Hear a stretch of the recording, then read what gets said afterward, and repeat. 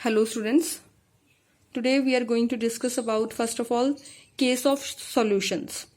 आज बेटा हम सॉल्यूशन का केस डिस्कस करने वाले हैं कि सॉल्यूशन के केसेस में कौन कौन सी ऐसी कंडीशंस हैं जो इन्हें मिक्सचर्स की कैटेगरी में फॉल करवाती हैं, किन कारणों से इन्हें बोला जाता है कि यस सॉल्यूशंस आर मिक्सचर्स। ठीक है, तो देख लेते हैं बेटा।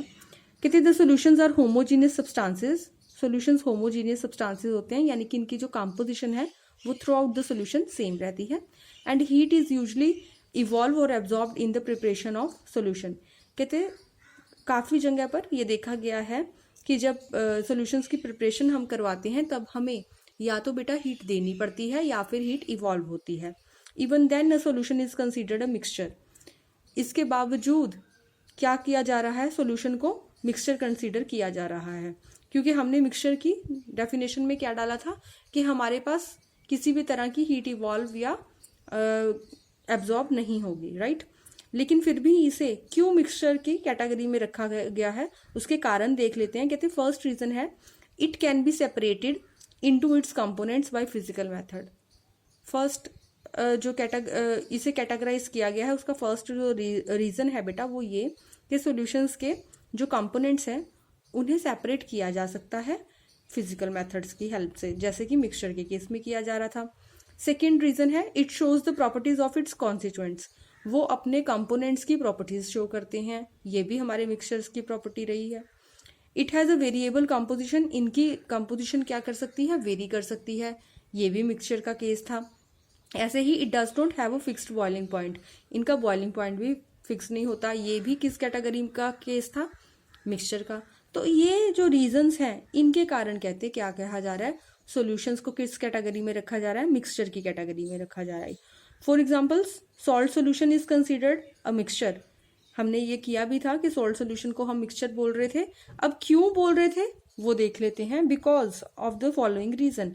कहते ये वाले रीजंस के कारण कौन कौन से। फर्स्ट रीजन ये है कि salt solution can be separated into salt and water by physical processes of distillation. मैंने आपको बताया था ना कि हम क्या कर सकते हैं, सॉल्ट सोल्यूशन के कंपोनेंट्स को इन फिजिकल मेथड्स की हेल्प से सेपरेट कर सकते हैं। तो ये कहते हैं डिस्टिलेशन प्रोसेस करेंगे तो हमें पानी अलग से मिल जाएगा और सॉल्ट अलग से। पहला रीजन तो हमारे पास यही हो गया, राइट। उसके बाद हमारे पास नेक्स्ट क्या है, salt solution shows the properties of both of its components, salt as well as water. Salt solution दोनों की प्रॉपर्टी शो करता है, नमक की भी पानी की भी। सेकेंड रीजन हो गया ये। उसके बाद third, composition of salt solution is variable. कहते जो कंपोजिशन है सॉल्ट सोल्यूशन की वो वेरी करती है। डिफरेंट अमाउंट अगर हम सॉल्ट की डालेंगे, डिजोल्व करेंगे वाटर में, तो डिफरेंट डिफरेंट कंपोजिशन के हमारे पास सॉल्यूशंस बन जाएंगे। एक पानी में नमक कम, एक में ज्यादा, है ना बेटा। तो जो कंपोजिशन है वो वेरी कर जाएगी। The salt solution does not have a definite formula. लेकिन सॉल्ट सोल्यूशन के पास एक डेफिनेट फार्मूला नहीं होगा। उसके बाद फोर्थ रीजन क्या है, salt solution does not have a fixed boiling point. Salt solution का जो बॉइलिंग पॉइंट है वो भी बेटा फिक्स नहीं होगा।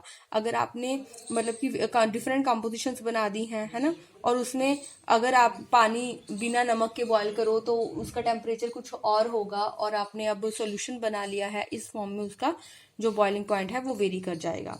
वो कह रहे हैं कि सपोज कर लीजिए कि we are given two liquids, हमें दो लिक्विड्स दिए गए हैं, one a pure compound and the other a solution. एक तो प्योर कंपाउंड दे दिया गया है, दूसरा क्या दे दिया गया है, सोल्यूशन दे दिया गया है।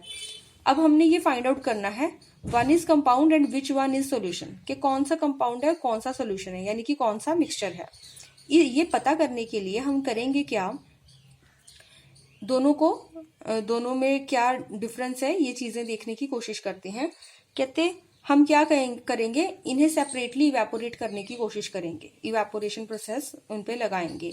The liquid which evaporates completely leaving no residue is a pure compound. जो लिक्विड पूरी तरह से इवेपोरेट हो जाएगा और अपने पीछे कोई भी और कंपोनेंट नहीं छोड़ेगा वो क्या हो जाएगा, कंपाउंड। लेकिन जो लिक्विड इवेपोरेट होने के बाद, the liquid which leaves behind a residue on evaporation is a solution और मिक्सचर। इवेपोरेट होने के बाद अपने पीछे भी एक आधा कंपोनेंट छोड़ देगा, उसे क्या बोलेंगे, मिक्सचर, यानी कि वो एक से ज्यादा चीजों से बना था। Right. For example pure water can be distinguish from aqueous salt solution bye evaporation. वो कहते हैं हम प्योर वाटर को इवेपोरेट करके सॉल्ट सोल्यूशन में से अलग कर सकते हैं। पीछे क्या रह जाएगा हमारे पास, सॉल्ट, पानी सारा इवेपोरेट हो जाएगा। ऐसे ही प्योर वाटर इवेपोरेट्स कंप्लीटली, लेकिन प्योर वाटर जिसमें हमने नमक डाला ही नहीं बेटा, वो तो सारे का सारा इवेपोरेट हो जाएगा, हमारे पास पीछे कुछ नहीं बचेगा, राइट। यानी कि जो हमारा प्योर वाटर होगा लीविंग नो रेजिड्यू बिहाइंड, लेकिन salt solution leaves behind salt residue on evaporation. तो हमारे पास इस जो एक्सपेरिमेंट से पता लग जाएगा कि कौन सा हमारे पास कंपाउंड है बेटा और कौन सा सॉल्यूशन हमारे पास मिक्सचर का सॉल्यूशन है, ठीक है बेटा। उसके बाद एलॉयज का केस देख लेते हैं। एलॉयज को भी हमने क्या बोला था, मिक्सचर्स बोला था। अब देख लेते हैं किन रीजंस के कारण इन्हें मिक्सचर बोला गया। कहते हैं एलॉयज आर होमोजीनियस मिक्सचर, मिश्रित धातुएं बेटा, ये हम डिस्कस कर चुके हैं ऑलरेडी।